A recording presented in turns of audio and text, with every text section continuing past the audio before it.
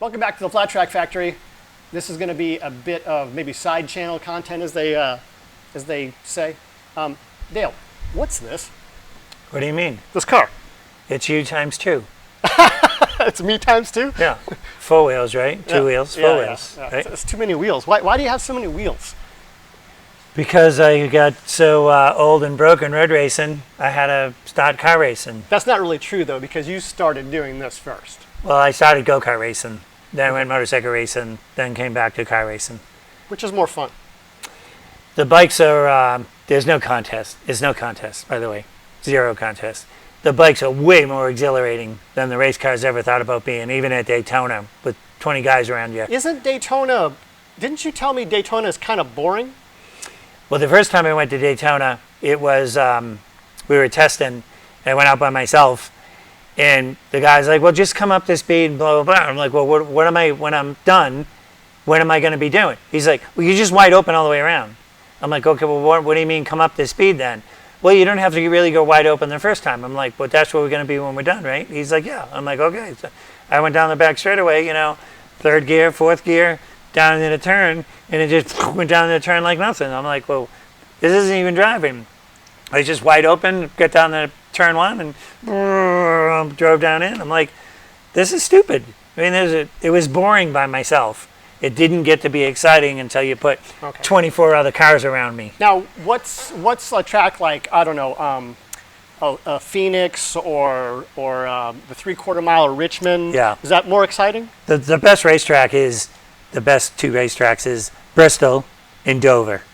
And both of them are their driver's track, and it's kind of just like flat tracking, that you actually have to drive it down into the turn before you let go of the gas. If you let go of the gas on entrance, it gets over loose and it just gets all weighted out. You got to drive it till it gets over the hump, lands in turn one, off the gas, 1001, 1002, wide open again. You're not even a quarter way in, you're already wide open again, all the way up off. You kind of slide and spin like that? It's moving around. You're trying to keep the left front tire right on the white line, and then when it comes off, the banking starts going away, and the thing wings itself to the wall, and like every lap, you're like, ding, start over again. It's awesome. So I've been racing flat track for a lifetime, and I went to Skip Barber 3-day school in I think it's called a Barber Ford, Formula Ford. And I drove a dirt car a couple of times. How long would it take to teach a two-wheel guy how to do this? Or at my age, is it even impossible? So one of the things with let's break it down differently. Okay. You had dirt and asphalt, right? Dirt's for growing potatoes. Asphalt's for racing. On the asphalt, you're hooked up constantly. It's just a matter of unhooking it a little, or it's hooked up a little too much. Mm-hmm. Unhooking a little be you're carrying a little too much roll speed. You used 100% of the tire. Now you start stepping on the gas, asking to go forward, but you're already at 100% tire, and it starts getting loose in the back. The car guys would call it oversteer. I call it loose, right? You get loose in the back and the thing slides the tail up off. But it's no big deal because it's hooked up all the way around. Mm-hmm. Now you go dirt racing and it's just that. It's dirt racing. It's never hooked up. Even on your best day, even if it's blue grooved, it's still not hooked up. You're still sliding and wiggling, and it's 700% more difficult to learn. And the other piece that's bad is, like in my case, if you take a road race guy that's been road racing for a while and bring him dirt track racing, he seriously struggles because he's used to being hooked up. Mm-hmm. And when he feels it starting to unhook, that he's starting to lose control or handlebar feel, his brain is freaking out because you're waiting for the thing to fold it for an end because you're road racing. You're going to die, you're going to die, you're going to die. Yeah. You can't shut your brain off. When I bring you road racing, it's so hooked up. You're like, well, this is easy. You just turn the wheel and the thing turns. It's completely opposite. Right? It's a mental thing. So it's easier to go dirt to It's definitely easier to go dirt to asphalt. Now, how about motorcycles to cars? Motorcycle to cars is, you get in the car and you put your seatbelt on, your hands on, the hose is on, helmet hose hooked up, and I got my leg hooked up, I got my cool suit on, I got plugged in, I reach over here and flick the switch, and next thing I know, I got 60-degree fluid flowing through my suit, and I'm out there driving around, life's great, and if I'm a little hot, I stick my fingers out the window, right? It's nothing. It's nothing to do. when I first started car racing, it took me 2 or 3 years. I was overdriving it so much, we couldn't find the combination, and it was me the whole time, and we kind of knew it. And I kept backing down and backing down. The guys are telling me I'm overdriving it, and I'm like, well, I'm going in 40% of what I used to go in, but I needed to go in 10% of what I used to go in. Since this channel is an outlet for me to talk, which is, I guess, what I like to do, and Dale does too, we always tell stories, so if I'm not going to apologize anymore, I'm just going to do it. When I went to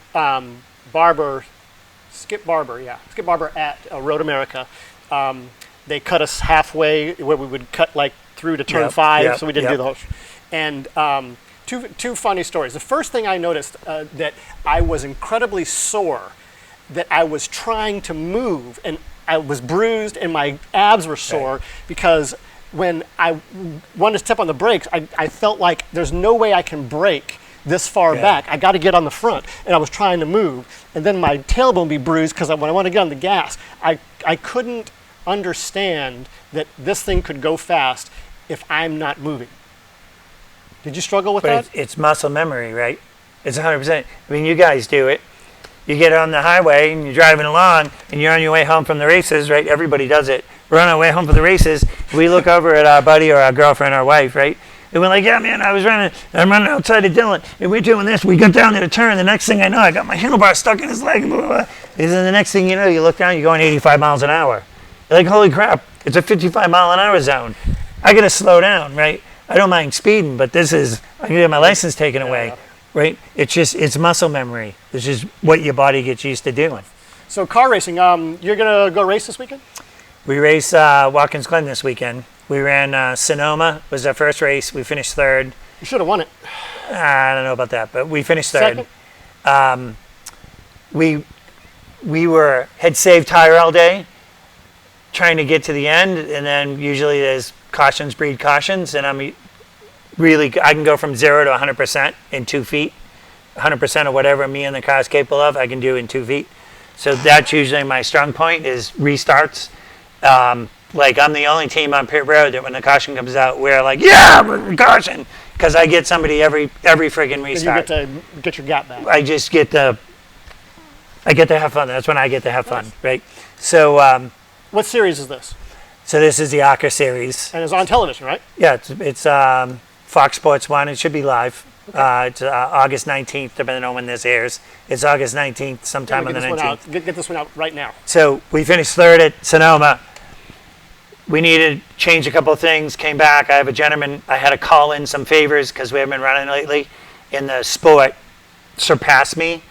I had to call in some favors to figure out how to build it properly, get all the right pieces in the right order. Or waistline, you suppressed it. Luckily, we got to add lead, so it doesn't matter what I weigh, luckily. So we, just in chassis geometry, where all the A-frames are bolted on and what height they're bolted in, front to back, and spring rate and everything. What year is this car? Is that a relevant question? So this is... Are they all the same forever? No, they go through generations. This is an Xfinity car. So this would be a Generation 6 car. I want to call that a Busch Series car. Is that right? Okay, Busch Series. Okay. Yeah, you're dating yourself now, though. But yes, it's a Busch Series car, Xfinity car. It makes, it's got a LS spec motor in it from Robert Yates. They make 620 horse. It's a 3,500 pound brick when I'm in it, which is what's cool about it.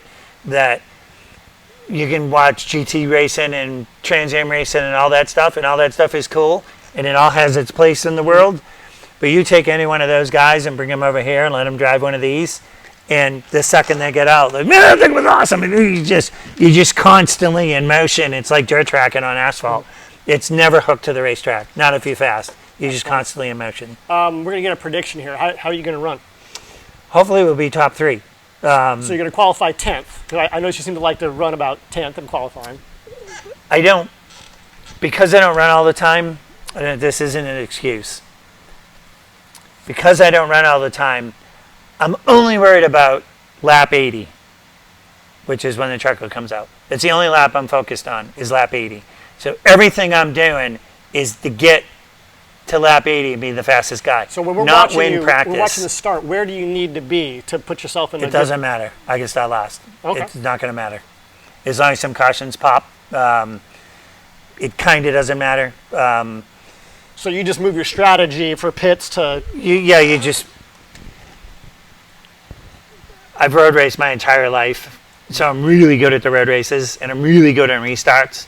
So as long as there's a few restarts, I can zing, zing, zing, zing, zing right by some guys. Now, this is if I get the car set up right. Do these guys think you're a motorcycle guy, or is it just me and all of your fans that grew up watching you think you're a motorcycle guy that went to car racing? What do they think you are?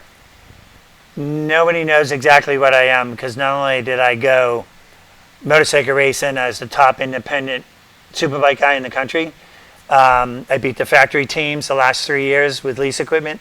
Then I went car racing, and I was Rookie of the Year and blah, blah, blah.